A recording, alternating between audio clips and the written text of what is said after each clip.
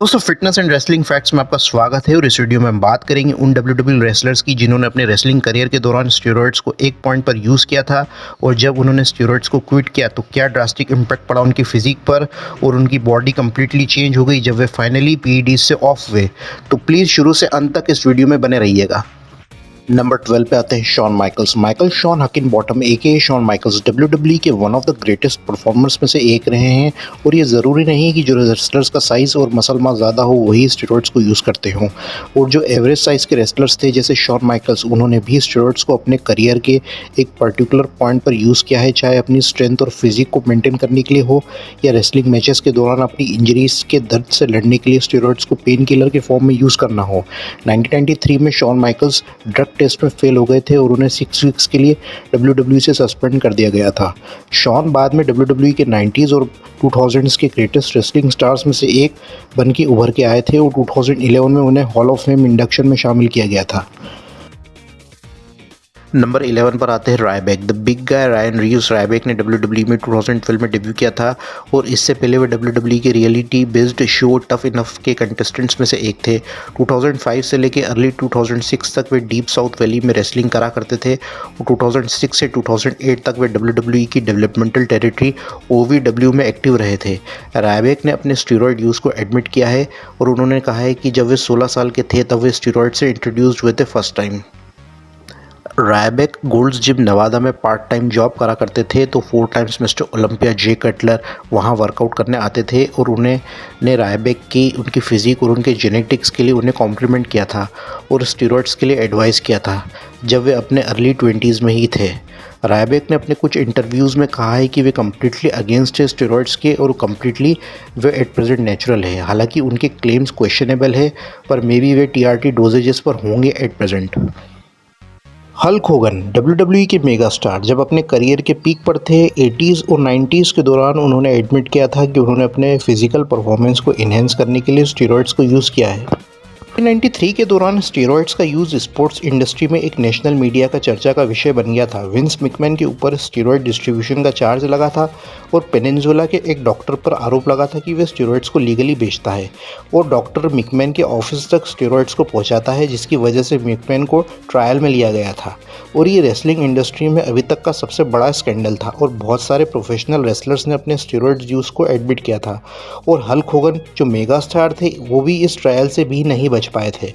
और होगन ने पहले कहा कि उन्होंने स्टेरॉइड्स को कभी यूज़ नहीं किया है, पर लगातार सवालों से परेशान और कोर्टरूम के माहौल के अंदर आखिर उन्होंने मान लिया कि उन्होंने स्टेरॉइड्स को यूज़ किया है और स्टेरॉइड्स को यूज़ करना कॉमन था 80s के समय पर। होगन अपने 24 इंच बाइसेप्स के लिए फेमस थे, स्पेशली 80s में किड्स उन्हें बहुत पसंद करते थे। होगन ने अपने आप को जस्टिफाई करने के लिए कहा था कि स्टेरॉइड्स को वे अपने फिजिकल परफॉर्मेंस के लिए यूज़ नहीं करते थे, वे अपनी इंजरीज के दर्द को कंट्रोल करने के लिए स्टेरॉइड्स को एज अ पेन किलर के फॉर्म में यूज़ करते थे और वे कुछ समय के लिए टीवी से ऑफ हो गए और जब वे टीवी पर वापस आए 1993 के दौरान तो उनका फिजिकल अपीयरेंस काफ़ी छोटा हो गया था और ये एक क्लियर इंडिकेशन था कि उन्होंने स्टेरॉइड्स को हेविली यूज़ किया था अपने करियर के पीक पर, क्योंकि उनका मसल मास अब कम हो गया है। इसलिए कहते हैं say your prayers, take your vitamins and you will never go wrong and stay natural. Number 9 पे आता है लेक्स लूगर। लॉरेंस वेंडल पोफी जो रेसलिंग में लेक्स लूगर के नाम से जाने जाते हैं, एक लिविंग डेफिनेशन थे। उनकी बॉडी और फिजिक कुछ इस कदर की थी कि वे रेसलिंग में one of the top 10 greatest bodies में से एक है। लेक्स लूगर WCW में 1987 से लेकर 1992 तक एक्टिव थे। फिर 1992 के दौरान विंस मैकमैन की नज़र लेक्स पर पड़ी थी। विंस लूगर की बॉडी से इतना ज़्यादा इम्प्रेस हुए थे कि WBF में वे को होस्ट थे और WBF में वे गेस्ट पोजर होने वाले थे, पर उस समय वे अचानक एक मोटरसाइकिल एक्सीडेंट में इंजर्ड हो गए थे और जब वे रिकवर हुए थे तब तक world body building federation completely flop हो चुका था। वे WWF में 1993 से लेकर 1995 तक रहे और बाद में वे WCW में फिर से रिटर्न हो गए थे 95 से लेकर 2001 तक और 2001 में WCW परचेस्ड कर ली गई थी विंस मैकमैन के द्वारा। 2007 में लेग्स के नेक में एक नर्व इम्पेजमेंट होने की वजह से वे टेम्पररी पैरालाइज्ड हो गए थे और उन्हें स्पाइनल स्ट्रोक भी हुआ था, जिस वजह से उनके हाथ और पैरों में कोई मूवमेंट आना बंद हो गया था और 2014 के बाद से वे व्हील चेयर पर हैं और 2021 के बाद से वे कम्प्लीटली व्हील चेयर पर ही रिलायबल हैं। आते हैं Goldberg. William Scott Goldberg wrestling industry में ग्रेटेस्ट परफॉर्मर्स में से एक रहे हैं और वे काफ़ी ह्यूज और पावरफुल रेसलर थे अपने प्राइम में। और अपने प्राइम डेज को याद करते हुए उन्होंने अपने स्टेरॉयड यूज़ को भी एडमिट किया है। जोई मैकडोनाल्ड के रेडियो शो में गोल्डबर्ग ने एडमिट किया था कि उन्होंने स्टेरॉयड्स को यूज़ किया है और ये उनके लिए मुश्किल था, क्योंकि जब वे अपने प्राइम में थे तो फैंस और यूथ उन्हें अपना रोल मॉडल मानती थी। गोल्डबर्ग को ये डर सताता था अगर कभी फ्यूचर में उन पर स्टेरॉयड्स के एलिगेशन लगेंगे तो वो अपने फैंस को, स्पेशली यूथ और किड्स को डिसअपॉइंट करेंगे और ये उनके लिए किसी धोखे से कम नहीं होगा। गोल्डबर्ग ने उन्हें यूज़ करना बंद कर दिया और उन्होंने ये भी कहा है कि रेसलिंग इंडस्ट्री में ज़्यादातर डेथ्स रेसलर्स के द्वारा पास्ट में स्टेरॉयड्स को यूज़ करने की वजह से ही होती है। WCW में अपने लॉन्च के दौरान कर्ट हेनिंग्स और ब्रायन क्रश एडम्स ने उन्हें हेल्प किया था और वे थैंकफुल है गवर्नमेंट के लिए कि वे इस पर ध्यान दे रहे हैं कि स्पोर्ट्स में एथलीट्स के द्वारा बैन किए गए सब्सटेंस पर रोक लगाई जा रही है। आते हैं ultimate warrior. Jim Hellwig ultimate warrior 80s wrestling के मेगा स्टार्स में से एक थे और उनकी बॉडी किसी एक्शन फिगर सुपर हीरो से कम नहीं थी, लेकिन उनका भी एक डार्क सीक्रेट था। वॉरियर ने एडमिट किया था कि वे स्टेरॉयड के हेवी यूज़र थे और वॉरियर ने यह भी बताया था कि 90% रेसलर्स जो इंडस्ट्री में परफॉर्म करते हैं वो नेचुरल नहीं है।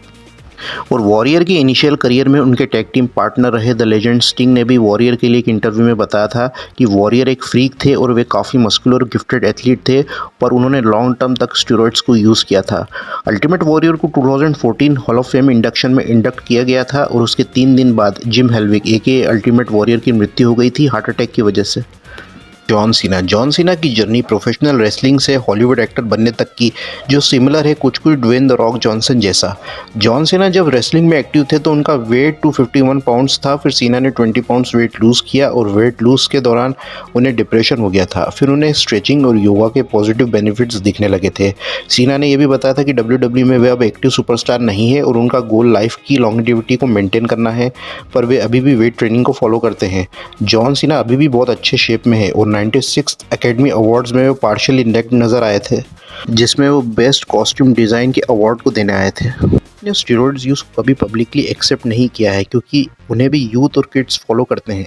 फिर भी ये एज्यूम करा जा सकता है कि जब वे एक्टिव रेसलर थे तब अपनी बॉडी और स्ट्रेंथ को मेंटेन करने के लिए वे परफॉर्मेंस इन्हेंसमेंट्स को यूज़ करते होंगे, पर जब वे रेसलिंग में एक्टिव नहीं है तो वे स्टेरॉयड्स से ऑफ हो गए और अब वे एक्टिंग में अपने करियर को स्टैब्लिश कर रहे हैं, बट स्टिल वे बहुत अच्छे शेप में हैं। Macho man Randy savage. WWE legend macho man Randy savage WWE के 80s के रेसलिंग स्टार थे और वो मोस्ट पॉपुलर थे और अपने करियर के दौरान वे नेचुरली कैरिज्मेटिक और अपने अनोखे ह्यूमर के लिए वे जाने जाते थे।